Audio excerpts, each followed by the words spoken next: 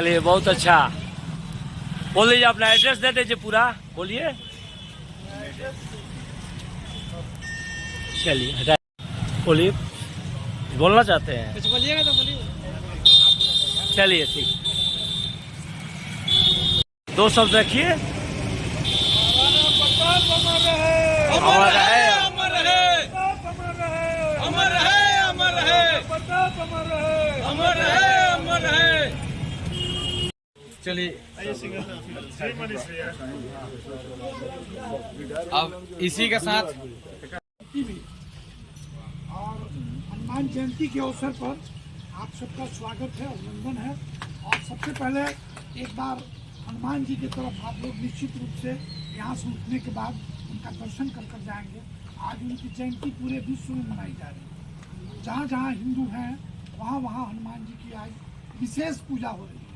आज उस विशेष पूजा में हिंदरी बाजार के अंदर भी जो हनुमान जी की मंदिर है वहाँ विशेष पूजा हुई है।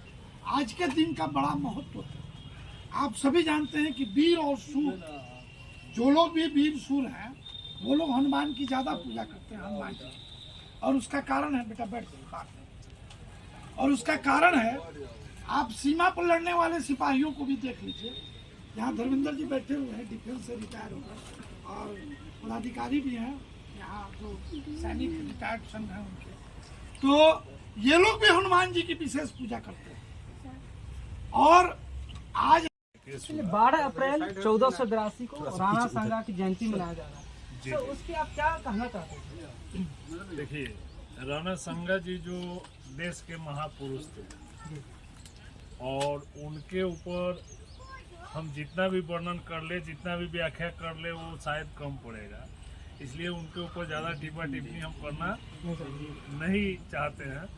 और रही बात, जो लोग गलत तरीके से किसी भी मजहब के, किसी भी जाति के जो महापुरुष है उनके ऊपर गलत तरीके से वक्तव्य देना, ये कहीं से सही नहीं है। और मैं सरकार से आग्रह करूंगा कि वैसे लोग पे जो समाज को बांटने का काम कर रहा है, कभी महाराणा प्रताप के ऊपर, कभी राणा सांगा के ऊपर, कभी वीर कुंवर सिंह के ऊपर, तो कभी कर्पूरी ठाकुर के ऊपर, इस तरह का जो वक्तव्य दे रहे हैं और समाज को बांटने का, खंडन करने का, सनातन को तोड़ने का काम करना है, उनके ऊपर कड़ी से कड़ी कार्रवाई होना चाहिए। और सबसे पहले सजाए उनको होना चाहिए जो इस तरह का वक्तव्य पार्लियामेंट में दे रहे हैं। धन्यवाद। चलिए, मेरा चैनल BBW24 आप देखते रहिए, और आप इस खुशी पे बहुत धूमधाम से जहाँ भी हो नाम लीजिए, और इतिहास थोड़ा पढ़ने की जरूर कोशिश कीजिए कि क्या है राणा सांगा, और इनके ऊपर जो सांसद महोदय जो कीचड़ उछाले थे उनको भी आप लोग जवाब देने की जरूर कोशिश कीजिए। और जो भी कोई अगर ऐसा कुछ लगे तो हमको कमेंट कुल में कि जो क्षत्रिय पूरे राष्ट्र को अपना परिवार मान के समझा और परिवार बना के चलता है, आज अगर क्षत्रिय नहीं होता तो कोई भी आपका सल्तनत यहाँ आपका स्वीकार करना पड़ता सबको। उस समय ये हमारे महाराणा प्रताप जैसे वीर योद्धाओं ने बोला था कि आजादी को हरगिज हम मिटा सकते नहीं, सर कटा सकते हैं लेकिन सर झुका सकते नहीं। इसी वाणी को मैं विराम देता हूँ। जय हिंद, जय भवानी, जय महाराणा। राणा सांगा की जयंती पे आप आए हैं, उनके दो शब्द। शुरू से सनातन के आदिकाल से राष्ट्र विरोधी और राष्ट्र समर्थक दो गुटों में जो है सो पूरी दुनिया बटी रही है। राणा सांगा जी हमारे राष्ट्र समर्थक रहे हैं। एक बात कही जाती है कि दोस्त का दोस्त दोस्त होता है और दुश्मन का दुश्मन भी दोस्त होता है। इस हिसाब से इन्होंने तत्कालीन समय में जो रणनीतियां अपनाई, इस राष्ट्र की रक्षा के लिए, इस भारत की रक्षा के लिए, इस सनातन की रक्षा के लिए, वो सराहनीय है। हम सभी लोग इनके चरणों में नतमस्तक हैं। इनको हृदय से धन्यवाद, इनके प्रति हृदय से आभार। और इस कार्यक्रम के दौरान उपस्थित तमाम लोगों का मैं हार्दिक अभिनंदन करता हूं, तहे दिल से स्वागत करता हूं और सबको धन्यवाद। आज जयंती के अवसर पर हम सब एकत्रित हुए हैं। सबसे पहले आपका स्वागत है। और जिन्होंने आज कुछ पूरे देश के अंदर ऐसी लहर आज आ गई है, आज सभी जगह राणा सांगा जी की जयंती मनाई जा रही है, बहुत धूमधाम। और पूरे जगहों पे धूमधाम से मनाई जा रही है। तो आप सोचिए ना, आज 2025 है, 2024 में ये कार्यक्रम कहाँ होता था, नहीं हो पाता था। लेकिन आज हमारे बीच अगर ये पूरे देश में कार्यक्रम हो रहा है तो हम माननीय सांसद महोदय का बिना नाम लिए हुए उनको भी धन्यवाद देना चाहेंगे, जिन्होंने पूरे राष्ट्र के अंदर एक इतिहास के पन्ने से नाम निकालकर उछालने का काम किया, और यह नाम आज सबके जुबान पे है। और आज इस कार्यक्रम में आप यहाँ उपस्थित हैं, पूरे देश में यह कार्यक्रम चलाया जा रहा है। लेकिन एक बात में हम और कहना चाहेंगे कि किसी के ऊपर अगर कोई आपको लांछना लगाना है, अगर कोई बात कहनी है और किसी महापुरुष के ऊपर अगर कहनी है, तो आपको निश्चित रूप से उस महापुरुष के जीवनी को पढ़ना चाहिए, जानना चाहिए, फिर उसके उपरांत आपको अपनी बातों को उनके ऊपर रखनी चाहिए। अगर उनसे गलती हुई है तो उनको क्षमा मांगना चाहिए।